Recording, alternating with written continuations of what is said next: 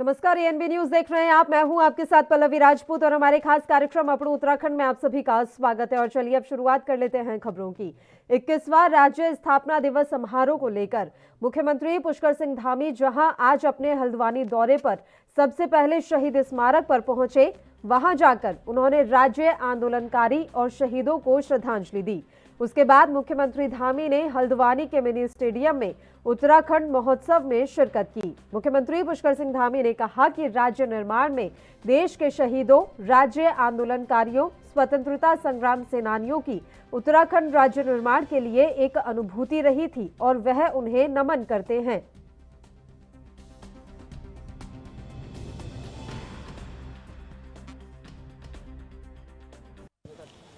देखिए, मैं एक तो सबसे पहले अपने जो प्रदेश को बनाने में जिन्होंने अपना योगदान दिया, अपने प्राणों का बलिदान दिया, देश की सीमाओं पर रक्षा करते हुए अपने प्राणों का बलिदान दिया, और साथ में देश के स्वतंत्रता संग्राम में जो स्वतंत्रता संग्राम सेनानी हैं, ऐसे जो अर्धसैनिक बलों में, सेना में जिन्होंने अपने प्राणों का बलिदान किया है, देश के लिए सर्वोच्च अपना निछावर किया है, मैं उन सभी को नमन करता हूँ। और निश्चित रूप से क्योंकि ये हम आज 21वां अपना स्थापना दिवस मना रहे हैं, इस दिवस के अवसर पर मैं सभी प्रदेशवासियों को, सभी को शुभकामनाएं देता हूं। और हम वचनबद्ध और संकल्पबद्ध हैं कि हमारे देश के यशस्वी प्रधानमंत्री नरेंद्र मोदी जी ने जो 2025 का हमारे सामने विजन रखा है कि 2025 में जब हमारा ये राज्य 25 वर्ष का होगा, जब हम इसका रजत जयंती वर्ष मना रहे होंगे, उस समय हिंदुस्तान का ये हर क्षेत्र में अग्रणी राज्य होगा, श्रेष्ठ राज्य होगा, नंबर 1 राज्य होगा। उसके लिए हम कृत संकल्पित होकर पूर्ण मनोयोग से काम कर रहे हैं और सभी का आह्वान करते हैं कि सभी जो है इस मुहिम को आगे बढ़ाएं। इस लक्ष्य को पाने के लिए सभी लोग जो है अपने अपने स्थानों पर पूरी ईमानदारी के साथ, मेहनत के साथ और हमारे शहीदों के सपनों के अनुरूप इस राज्य का निर्माण करने। मुख्यमंत्री पुष्कर सिंह धामी राज्य स्थापना दिवस के अवसर पर सर्वे ऑडिटोरियम में एक रेडियो की ओर से आयोजित उत्तराखंड महोत्सव कार्यक्रम में शामिल हुए। उन्होंने कई क्षेत्रों में विशिष्ट योगदान देने वालों को सम्मानित करते हुए कहा कि समाज हित में कार्य करने वाले लोग समाज को जोड़ने का कार्य भी करते हैं। उन्होंने अपनी लोक संस्कृति एवं लोक कला को बढ़ावा देने वालों के प्रयासों की भी सराहना की। इस अवसर पर मुख्यमंत्री ने गायक नरेंद्र सिंह नेगी, प्रीतम भरतवाण और नैननाथ रावत के साथ बेडू पाको बारामासा लोकगीत भी गाया।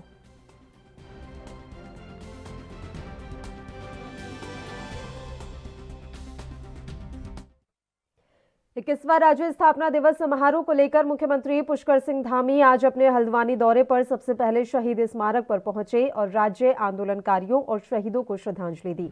इसके बाद उन्होंने अन्य कार्यक्रमों में भी शिरकत की। आपको बता दें कि उन्होंने जनता का इस दौरान अभिवादन किया तो कार्यक्रम स्थल पर हजारों की संख्या में लोग पहुंचे। लोगों ने कार्यक्रम के माध्यम से मुख्यमंत्री धामी का स्वागत किया। वहीं सेना के जवानों, कराटे खिलाड़ियों और कई सांस्कृतिक दलों की ओर से रंगारंग कार्यक्रम भी किए गए।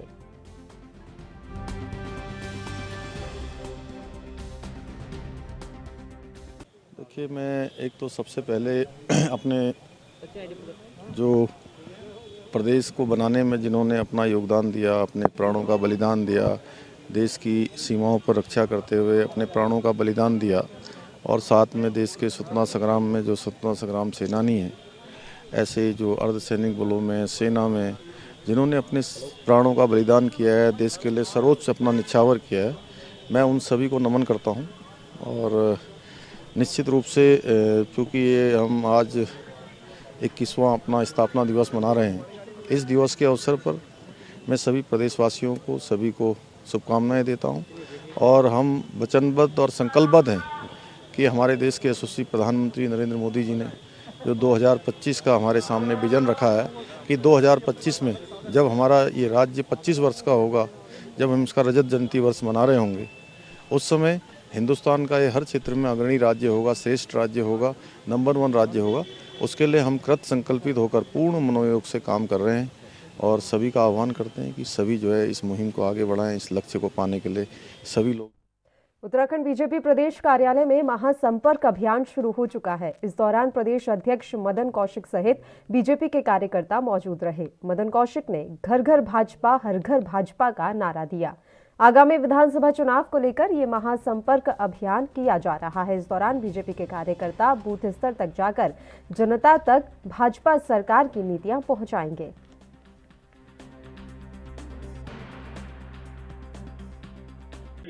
आज से महाजनसंपर्क अभियान शुरू हो रहा है। इस कार्यक्रम में 2 लाख से ज्यादा कार्यकर्ता आज से और सप्ताह भर तक पूरी ताकत के साथ लगेंगे। मुख्यमंत्री जी हों, प्रदेश अध्यक्ष हो, प्रदेश पदाधिकारी हो, मंत्री हो, विधायक हो, जिला अध्यक्ष हो, यानी कोई भी पदाधिकारी हो पार्टी का, सबको इस अभियान में जुटकर काम करना है। और ये हमारे चुनाव का महत्वपूर्ण एक कार्यक्रम है जो हमने आज से 3 महीने पहले, 3.5 महीने पहले तय किया था।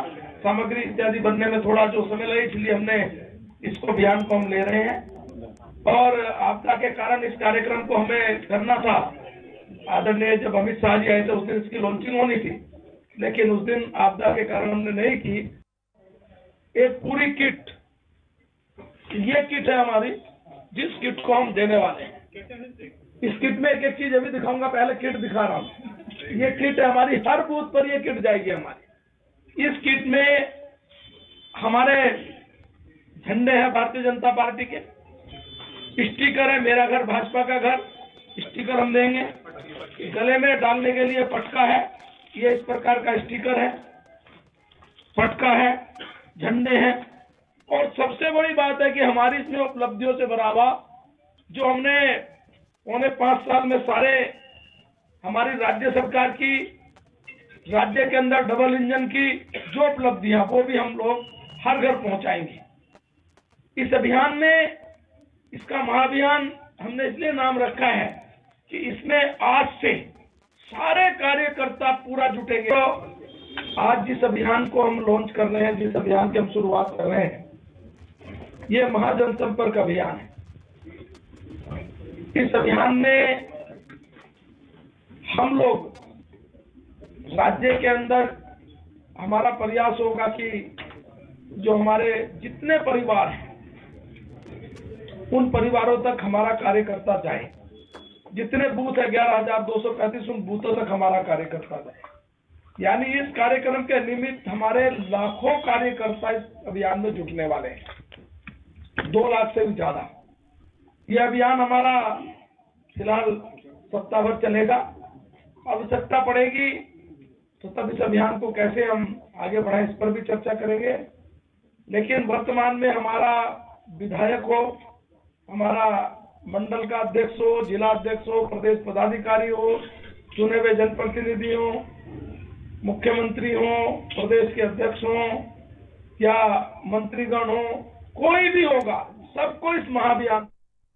हल्द्वानी में राज्य स्थापना दिवस के तहत बीजेपी के मंडल स्तरीय समारोह को लेकर पूर्व सीएम हरीश रावत धरने पर बैठ गए। इस दौरान पूर्व सीएम हरीश रावत ने मौन व्रत कर बीजेपी पर तुष्टीकरण का आरोप लगाया। हरीश रावत ने कहा कि राज्य में जिस प्रकार से सरकार कांग्रेस के कार्यक्रमों को कुचलने का काम कर रही है, उसका जवाब कांग्रेस अपनी रैलियों के माध्यम से देगी। कैबिनेट मंत्री यशपाल आर्य ने भी बीजेपी पर निशाना साधा। उन्होंने कहा कि बीजेपी कांग्रेस के कार्यक्रम से डरी हुई है, जिससे सरकार की सोची समझी साजिश के तहत कांग्रेस के कार्यक्रमों को रोका जा रहा है।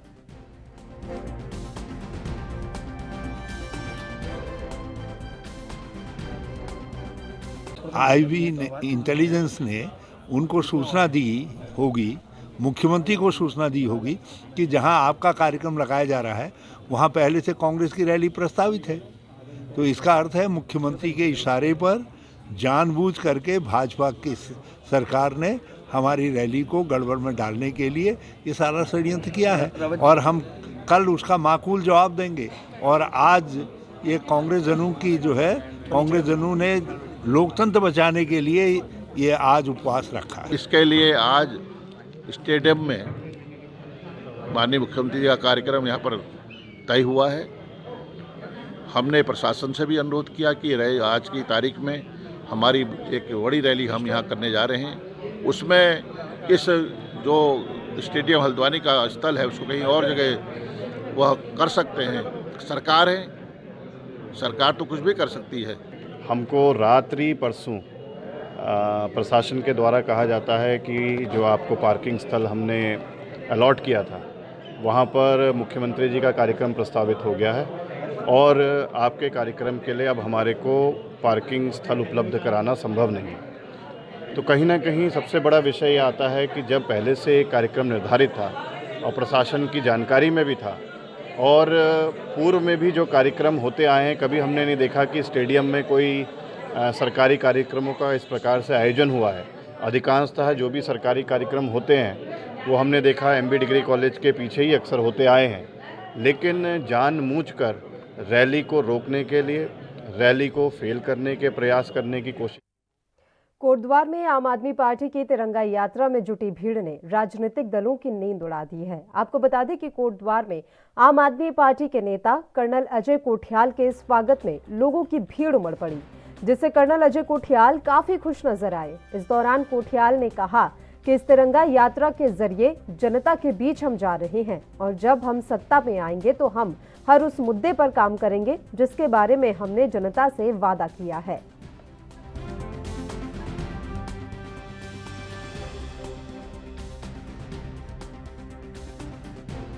देखिए, इस यात्रा का मकसद क्या है कि जाकर के जनता के बीच में जाएं और जनता को समझाएं कि जब हम पावर में आएंगे तो जिन मुद्दों को हम बोल रहे हैं कि हम इमीडिएटली इम्प्लीमेंट करेंगे उन्हें कैसे करेंगे, और साथ में जनता से पूछ रहे हैं कि आप बताओ एरिया स्पेसिफिक आपको क्या लगता है कौन से मुद्दे हैं जिनको कि हमें प्रायोरिटी देनी चाहिए, और उस बेसिस पे हम अपना मैनिफेस्टो बनाएंगे और 2022 के इलेक्शन में वही हमारा जनता के बीच में जाकर। उत्तराखंड में होने वाले विधानसभा चुनाव की तारीख भले ही अभी घोषित ना हुई हो, लेकिन भारतीय जनता पार्टी ने जनता को रिझाने के लिए घर घर भाजपा हर घर भाजपा कार्यक्रम का शुभारंभ कर दिया है। ऋषिकेश में विधानसभा अध्यक्ष प्रेमचंद अग्रवाल ने मीरानगर बूथ संख्या 87 पर आयोजित कार्यक्रम में हिस्सा लिया। आपको बता दें कि कार्यक्रम के तहत बीजेपी कार्यकर्ता पूरे विधानसभा क्षेत्र में जाकर घर घर जाएंगे और सरकार की उपलब्धियां पहुंचाने का काम करेंगे। विधानसभा अध्यक्ष का दावा है कि पहले दिन कार्यक्रम में जिस प्रकार से जनता का समर्थन मिला है, उससे कहा जा सकता है कि आगामी विधानसभा चुनाव में बीजेपी को फिर से बहुमत की सरकार बनाने का मौका मिलने जा रहा है।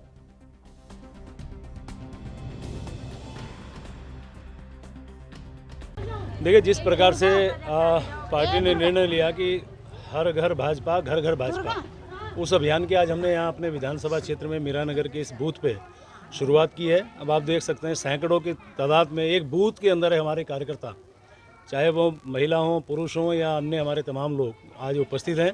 और मैं स्वयं इसमें घर घर जा रहा हूँ, दुकान दुकान जा रहा हूँ, और जिस प्रकार से मैं देख रहा हूँ कि सबका साथ, सबका विकास, सबका विश्वास और सबका प्रयास, जो मंत्र हमारे माननीय मोदी जी ने दिया, माननीय धामी जी ने दिया, माननीय प्रदेश अध्यक्ष जी ने दिया, राष्ट्रीय अध्यक्ष जी ने दिया, उस मंत्र के साथ हम लोग काम कर रहे हैं। और जो रिस्पांस में जनता का देख रहा हूँ, तो मैं कह सकता हूँ कि जनता ने स्वीकार कर लिया है कि आने वाले टाइम पे समय फिर भाजपा का है।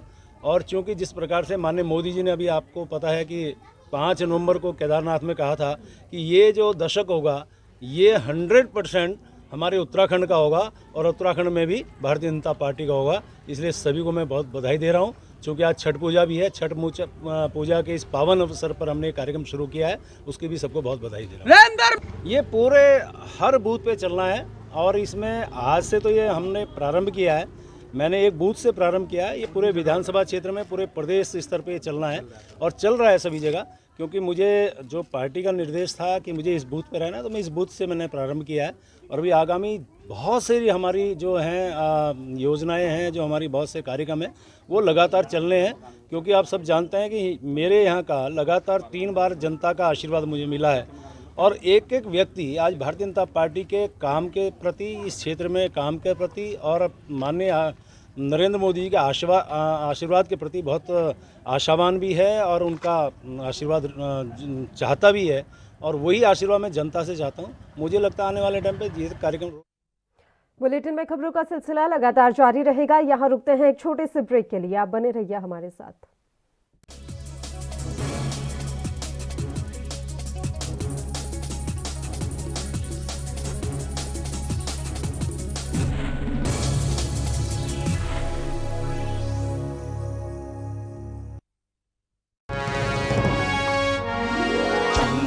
विकास में अग्रसर सरकार, जनगण मन के हुए सपने अब साकार। उत्तराखंड में लगभग 22 से 24 हजार रिक्त पद और बैकलॉग के साथ समस्त खाली पद सब पर भर्ती प्रक्रिया शुरू हो चुकी है। अब मिलेगा हमें रोजगार का अधिकार। अब आईएएस, पीसीएस, एनडीए और सीडीएस जैसी परीक्षाओं के लिए हम जैसे जरूरतमंद युवाओं को सरकार द्वारा 50,000 रुपए की एकमुश्त वित्तीय सहायता दी जाएगी। समूह का और खा के पदों के लिए आयु सीमा में 1 वर्ष की छूट दी है। और यही नहीं, मार्च 2022 तक भर्ती परीक्षाओं के लिए लिया जाने वाला शुल्क भी धामी जी ने माफ कर दिया है। राज्य के मेडिकल कॉलेजों में इंटर्न डॉक्टर का स्टाइपेंड 7,500 से बढ़ाकर 17,000 करने के बाद हम उत्तराखंड राज्य सरकार का अभिनंदन करते हैं। युवाओं के संग है हम, उत्तराखंड है हम।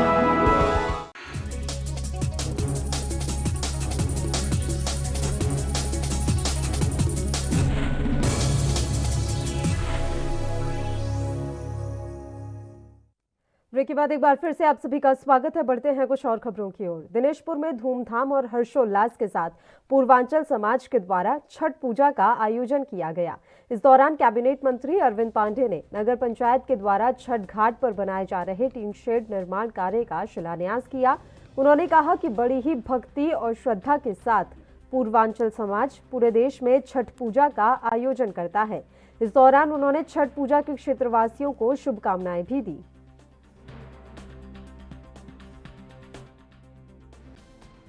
को इस पावन पवित्र छठ त्यौहार की बहुत बहुत शुभकामना, बधाई।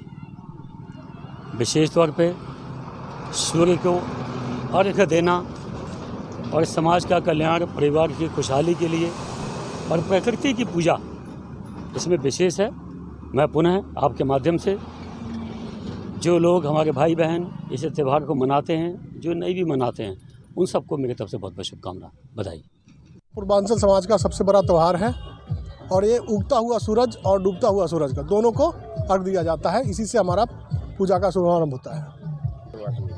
अमन चैन होए, बस सूर्य भगवान से यही प्रार्थना है कि हमारे क्षेत्र का अमन चैन मिले, देश में अमन चैन रहे।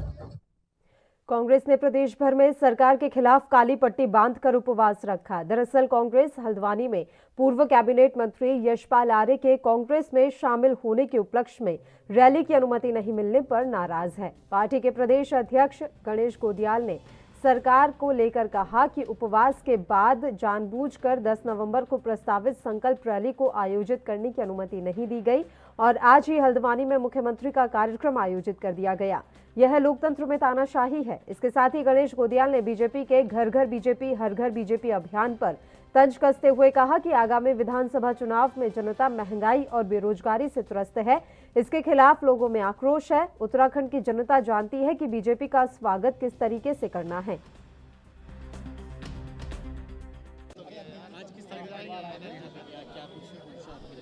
आज चूंकि हमारा हल्द्वानी में आज कार्यक्रम था, लेकिन इस कार्यक्रम को सत्ता में बैठे हुए बड़े लोगों के इशारों पर प्रशासन ने इसको चेंज करवाया।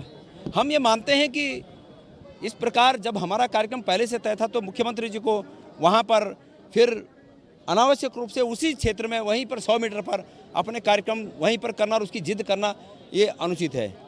मुख्यमंत्री जी बड़े पद पर हैं और इस राज्य में चाहे वो कोई दल हो, चाहे वो कोई भी राजनीतिक दल हो, सब उनसे संरक्षण की उम्मीद करते हैं। और ऐसे में अगर दूसरे राजनीतिक दलों के हितों की रक्षा को जानबूझकर अगर उससे खिलवाड़ करेंगे तो इसको सहन नहीं किया जाएगा।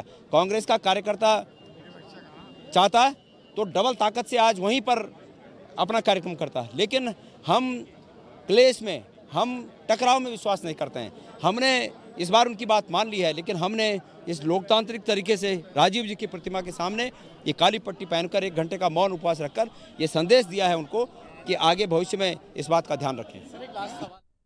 जैसे जैसे चुनाव नजदीक आ रहे हैं, राजनीतिक दल एक दूसरे को घेरने में लग गए हैं। जनपद उधम सिंह नगर के जसपुर में आज आम आदमी पार्टी के कार्यकर्ताओं ने 21 सवालों को लेकर जसपुर विधायक आदेश चौहान के कार्यालय का घेराव किया।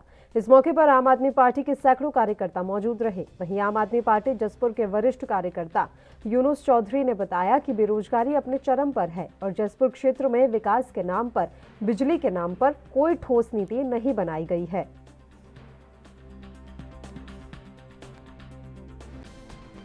राज्य की स्थापना दिवस पर अपने सम्मानित पत्रकार बंधुओं को, प्रदेशवासियों को और अपने 62 विधानसभा जशपुर की सम्मानित जनता को बहुत बधाई शुभकामनाएं देता हूँ।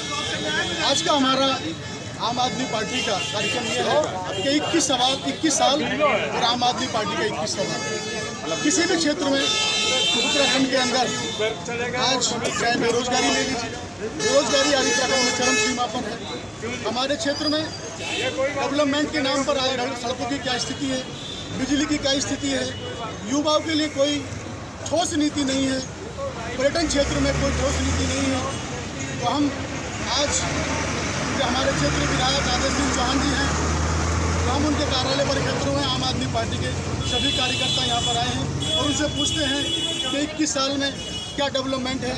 21 साल में मैं समझना चाहूँगा कि किस क्षेत्र में क्या कार्य हुआ है, ये आपके माध्यम से मेरा सवाल है। और 21 साल बहुत लंबा समय होता है। एक बच्चा पैदा होने के बाद जवान हो जाता है, लेकिन हमारा राज्य जवान जरूर है, लेकिन राज्य में विकास के नाम पर कोई ईंट नहीं लग पा रही है। हमारे क्षेत्र में आज हर तरफ किसान परेशान है, नौजवान परेशान है, हर तरफ हाहाकार मचा हुआ है। तो 21 साल में पर्यटन के क्षेत्र में कोई कार्य नहीं हुआ। तो आज हम ये देख रहे हैं कि हमारे 21 साल और 21 सवाल आज क्षेत्रीय विधायक जी से हमारे हैं। हम उनके कार्यालय पर यहाँ पर ये मांग करने के लिए आए हैं कि हम सवाल लेकर आए हैं, तो जवाब चाहिए हम।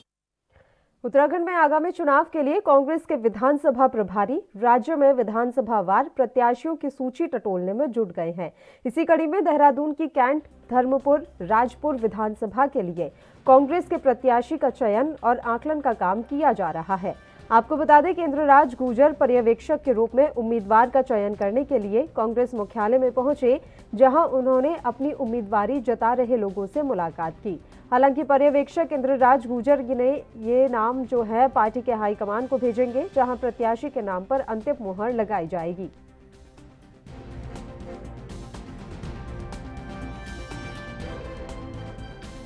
वकालत करेंगे वो जरूर, हमें पूरा यकीन है, क्योंकि उन्होंने 2000 जो उनके टेन्योर में 2015 में महिला सशक्तिकरण के लिए काफ़ी योजनाएं बनाई, महिलाओं को सशक्त करने का काम किया। लेकिन महिलाओं को जब तक एक रिप्रेजेंटेशन नहीं मिलता, असेंबली में अपनी आवाज़ उठाने का एक राइट नहीं मिलता, प्लानिंग योजना बनाने में उनका एक रोल नहीं होता, तब तक पॉलिटिकल उसको नहीं माना जा सकता कि सशक्त पॉलिटिकली महिलाएं हुई हैं।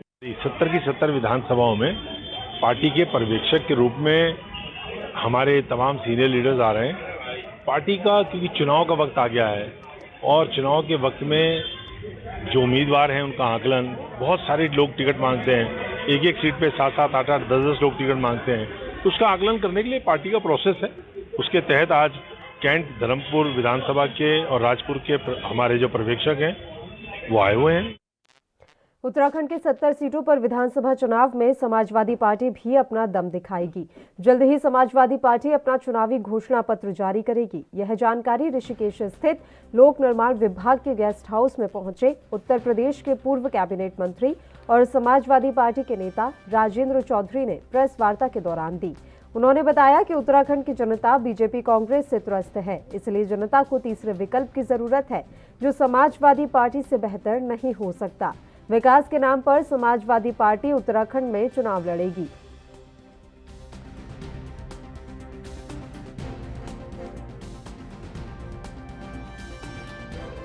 तो 2022 में विधानसभा का चुनाव उत्तराखंड का बहुत महत्वपूर्ण चुनाव है। यहाँ जनता के साथ भारी धोखा हुआ है, पलायन रुका नहीं है, रोजगार मिला नहीं है, अर्थव्यवस्था चौपट है, दूर दराज चिकित्सा का कोई इंतजाम नहीं हो पाया, लोग बहुत निराश हैं भाजपा के शासन से। इसलिए समाजवादी पार्टी 2022 के विधानसभा के चुनाव में उत्तराखंड की सभी 70 विधानसभा क्षेत्रों। रानीखेत में राज्य स्थापना दिवस के अवसर पर बीजेपी कार्यकर्ताओं ने शहीदों को नमन किया। बीजेपी नगर अध्यक्ष राजेंद्र जायसवाल ने राज्य के लिए किए गए संघर्ष पर प्रकाश डाला। बीजेपी नेता मोहन नेगी को छावनी परिषद का मनोनीत सदस्य बनाए जाने पर बीजेपी कार्यकर्ताओं ने उनका स्वागत किया और उन्हें बधाई दी। मोहन नेगी ने मनोनीत सदस्य बनाए जाने पर रक्षा मंत्री राजनाथ सिंह, रक्षा राज्य मंत्री अजय भट्ट, सांसद अजय टमटा और बीजेपी संगठन का आभार जताया।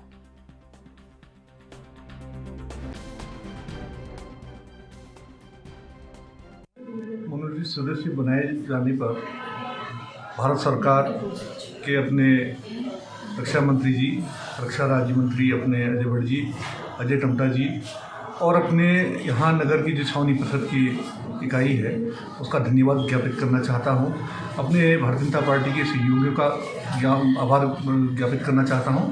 और मैंने पूर्व में भी काम किया है और वर्तमान में भी मैं शिद्दत के साथ जनता की समस्याओं की निवारण। मुख्य प्राथमिकताएं क्या रहेंगी आपकी? मुख्य रूप से हमारी जो प्राथमिकता रहेगी कि यहाँ पर अभी बजट की काफ़ी कमी है।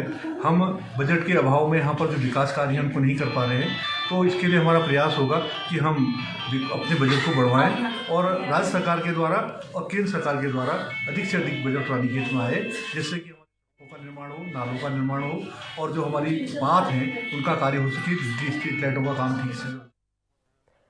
रुड़की में कांग्रेस सेवा दल के कोषाध्यक्ष रहे स्वर्गीय राम बिहारी गुप्ता जी की श्रद्धांजलि सभा आयोजित की गई। सभा में पहुंची राजस्थान से कांग्रेस विधायक डॉक्टर कृष्णा पूनिया ने स्वर्गीय राम बिहारी गुप्ता जी के चित्र पर पुष्प अर्पित कर श्रद्धांजलि दी।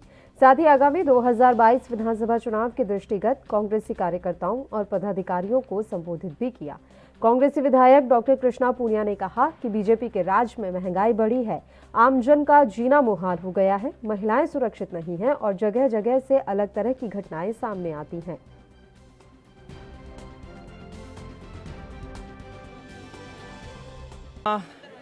चुनाव नज़दीक हैं, हम अपनी कांग्रेस जन से मिलें, उनकी भावनाओं को जानें। विशेष तौर पे ये है और हमारी जिम्मेदारी यही रहेगी कि देश की जनता जिस तरीके से वापस कांग्रेस पार्टी की तरफ देख रही है कि वो नेतृत्व संभाले और इन पिछले 8-9 सालों के अंदर जिस तरीके से देश आर्थिक स्थिति से कमज़ोर हुआ है, भाईचारा ख़त्म हुआ है, आपसी सद्भाव को ख़त्म करने का काम किया है, बेरोज़गारी दर बढ़ी है, तो जिस तरीके से महंगाई दर बढ़ी है।